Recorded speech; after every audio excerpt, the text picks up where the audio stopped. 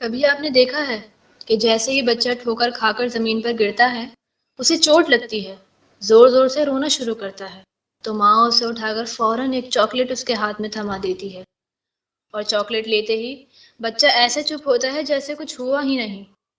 جو اب تک رو رہا تھا اب وہ مسکرانے لگتا ہے۔ کبھی آپ نے سوچا ایسا کیوں ہوتا ہے؟ وجہ یہ ہے کہ بچے سوچتے ہیں، سمجھتے ہیں اور حساب کتاب کرتے ہیں، یعنی وہ دل ہی دل میں یہ سوچتے ہیں کہ ٹھیک ہے کہ میں گرا اور مجھے چوٹ لگی، مگر اس وقت میرے پاس کھانے کو ایک مزیدار چاکلیٹ بھی ہے۔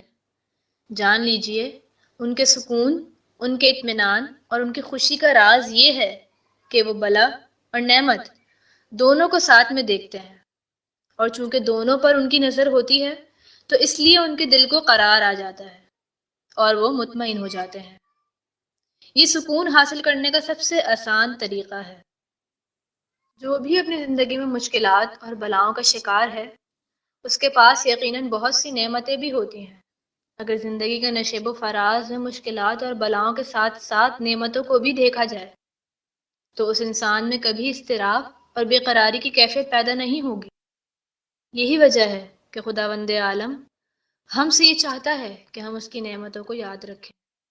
ارشاد ہوتا ہے اذکروا نعمتی التی انعمت علیکم، جو نعمتیں میں نے تمہیں عطا کی ہیں ان کو یاد کرو۔